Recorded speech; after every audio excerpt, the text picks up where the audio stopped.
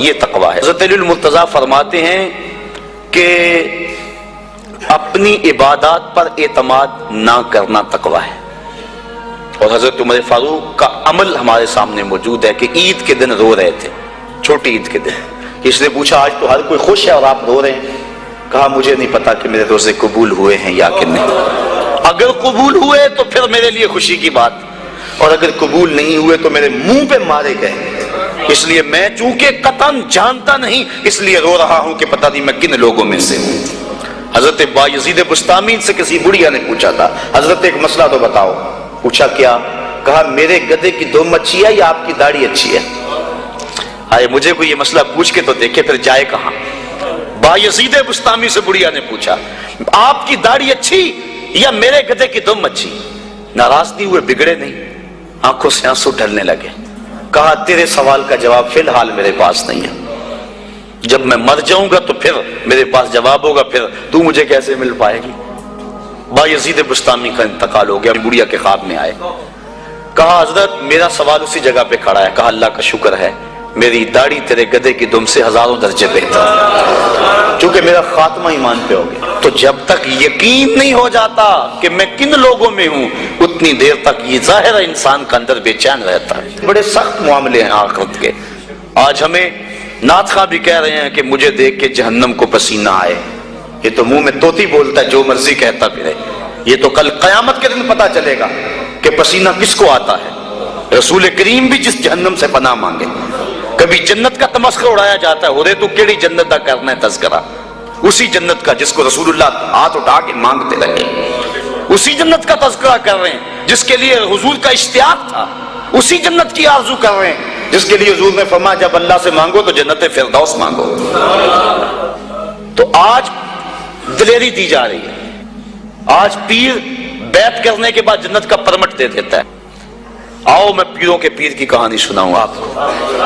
حضرت شیخ سعدی شیرازی فرماتے ہیں کہ ایک بندہ مطاف میں کنکروں کے اوپر پیشانی رکھ کے زاروں کے تار ہو رہا ہے اور کیا کہتا ہے اللہ مجھے معاف کر دے، نہیں تو قیامت کے دن اندھا اٹھانا، میں تیرا کیا تیرے بندوں کا سامنا بھی نہیں کر سکتا۔ اتنے درد سے روتا ہے کہ لوگ اپنی دعائیں چھوڑ کے اس کے لیے دعا کرتے ہیں۔ جن لوگوں نے حج کیا یا عمرہ کیا انہیں اس کا تجربہ ہوگا۔ کچھ لوگ اتنے درد سے روتے ہیں کہ بندہ اپنی دعائیں بھول کے ان کے لیے لگ جاتا ہے۔ مجھے تو جس سال جانا نصیب ہوا تھا تو ان دنوں کے اندر فلسطین کی جنگ پورے زور پہ تھی اور کعبۃ اللہ کی غربی دیوار کے ساتھ فلسطین کے مرد و زن لپٹ کے رویا کرتے تھے، اور جب وہاں ہمارا چکر آتا تھا تو اس وقت طوطے اڑ جاتے اور اپنی دعائیں بھول جاتی اور اللہ کی بارگاہ میں عرض کرتے مالک فلسطین کو آزادی دے دے۔ یہ کسی کا باپ اس کے سامنے کٹا ہوگا، کسی کی گود سے اس کا لال چھوڑ کے ان کے لیے دعائیں کرنے لگ جاتا، فلسطین کی آزادی کے لیے دل تڑپتا، پھر کشمیر کی طرف، آذربائیجان کی طرف، کابل و قندھار کی طرف، دشت لیلا کی طرف اور قلعہ جنگی اور تورا بورا کی طرف اور موصل و تقرید کی طرف اور کوفہ و بغداد کی طرف انسان کا دل جاتا کہ وہاں کیا کچھ ہو رہا ہے، اور انسان اپنی دعائیں چھوڑ کے امت کے لیے رونے لگ جاتا ہے۔ تو وہ اتنے درد سے روتا ہے کہ لوگ اپنی دعائیں چھوڑ کے اس کے لیے کہتے ہیں یا اللہ اس بیچارے کو معاف کر دے۔ ایک بندہ تو چھوڑ چھاڑ کے کھڑا ہی اس کے سامنے قریب کھڑا ہو گیا اور کہتا ہے مالک اسے معاف کر دے، مالک اسے معاف کر دے۔ کافی دیر کے بعد وہ شخص جو روتا تھا اٹھ کے جانے لگا۔ اس کو تجسس تھا کہ میں دیکھوں تو صحیح یہ کون ہے اور اس کو تسلی بھی دوں کہ اللہ بڑا کریم ہے، تجھے معاف کر دے گا۔ جب اس نے جھک کے جھانک کر دیکھنا چاہا تو چیخیں نکل گئیں، کیوں کہ فائزہ ہوا شیخ عبد القادر جیلانی، یہ زاروں کے تار رونے والا وقت کا غوث شیخ عبد القادر جیلانی۔ حضرت سری سختی رضی اللہ تعالیٰ عنہ نے جنید بغدادی کو بلایا۔ حضرت جنید بغدادی کہ وہ ماموں بھی لگتے ہیں رشتے میں اور پیر بھی لگتے ہیں۔ یہ پیر مرید کی کہانی سنا رہا، آج کا پیر تو گارنٹی دے رہا ہے نا، اللہ اکبر حضور تو حضرت ربیہ کو بھی جنت کی بشارت دیں اور ساتھ کہیں کثرت سجود سے میری مدد کرنا، اور پیر کہتا تجھے پرواہ ہی نہیں ہے۔ آؤ اس پیر مرید کی کہانی سنا رہا ہوں۔ حضرت جنید بغدادی فرماتے ہیں میرے ماموں نے تنہائی میں مجھے بلایا اور مجھے وصیتیں کی۔ جب ایک وصیت کی تو میرے پاؤں تلے سے زمین نکل گئی۔ کہنے لگے بیٹا جب میں مر جاؤں تو میری قبر بغداد سے باہر بنانا۔ میں نے پوچھا حضور کیوں؟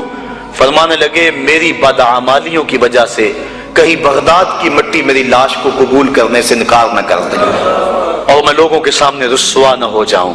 یہ ہیں وہ لوگ تتجافا جنوبہم عن المضاجع، جن کی کروٹیں بستروں سے الگ رہتی ہیں، اللہ کو خوف اور طمع میں پکارتے ہیں، لیکن زندگی کا ایک ایک لمحہ تقوی سے عبارت ہے۔ دنیا میں تکلیفیں صحیح، حضرت امام جعفر صادق ساری زندگی ٹھنڈا پانی نہیں پیا، فرماتے تھے کیا خبر کہ اس کے حساب میں چکرا جاؤں، اور آپ کے مریدین بیٹھے ہوئے ہیں، آپ بھی بیٹھے ہوئے ہیں، لوگ بیٹھے ہیں، کہا یار آج ایک دوسرے سے وعدہ نہ کر لیں، کہا کیا؟ کہا ہم میں سے جو بھی جنت میں جائے وہ دوسروں کو ساتھ لے کے جائے۔ غلاموں نے کہا حضور ہم آپ ہے، یہ خشیت ہے اور ٹھنڈے پانی سے بھی گریز کر رہے ہیں، 3 چیزوں کا حساب نہیں ہوگا قیامت کے دن، ضرورت کے وقت کھانا پینا، اور ستر عورت کے لیے کپڑا لباس، اور ضرورت کا مکان، ان 3 چیزوں کا حساب نہیں ہوگا۔ اس کے علاوہ جو بھی نعمت اللہ نے دی ہے ثم لتسألن یومئذ عن النعیم، اللہ قرآن میں کہتا ہے ہر نعمت کے بارے میں پوچھا جائے گا۔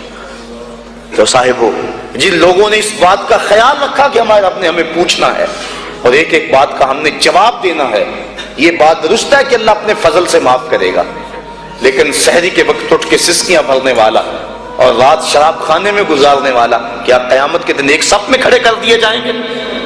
یہ کیسے ہوگا؟ غریبوں کا خون چوسنے والا، بیواؤں اور یتیموں کا مال لوٹنے والا اور رات کی تنہائی میں ان کی مدد کرنے والا کیا ایک صف میں کھڑے کر دیے جائیں گے؟ ایسا کیسے ہو سکتا ہے؟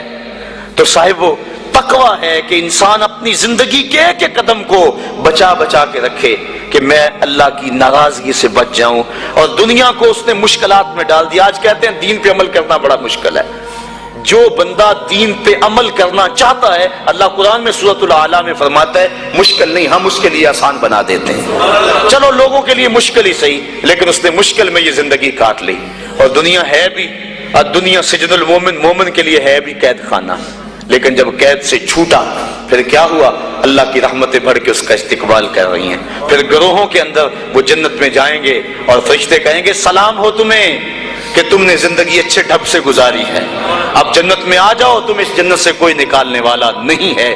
اور وہ کہیں گے اللہ تیری تعریفیں اور تیری خوبیاں، تو نے جو وعدہ کیا تھا آج واقعی تو نے سچا کر دکھایا ہے، اور پھر جنت میں ان کو گوناگون نعمتیں دی جائیں گی، اور جنت میں مائے معین ہوگا، حوض کوثر ہوگا، سلسبیل ہوگا، کبھی وہ حوروں سے جام پیئیں گے، کبھی وہ غلمانوں سے جام پیئیں گے، لذت تو بڑی ہوگی، لیکن ایک لذت کی کہانی اللہ نے قرآن میں سنائی، ہمیں ایک وقت ایسا بھی پھر آئے گا وَسَقَاهُمْ رَبُّهُمْ شَرَابًا طَهُورًا، ان کا رب انہیں خود شراب طہور پلائے گا کہ تم نے میرے لیے چھوڑا، دنیا کی شراب تو نہیں پی لو، میرے دست قدرت سے شراب پیو۔ تو وَسَقَاهُمْ رَبُّهُمْ، نہ حوروں کے ہاتھوں سے، نہ غلمانوں کے ہاتھوں سے، نہ کسی اور کے ہاتھوں سے، وَسَقَاهُمْ رَبُّهُمْ۔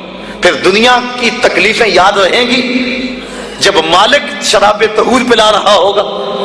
تو یہ ہے زندگی، اپنی زندگی کو اس ڈھب سے گزاریں کہ آخرت کی زندگی بہتر ہو جائے جو نہ ختم ہونے والی ہے۔ کار ما آخر شدو آخر زما کار نشد، مشتخا کے ما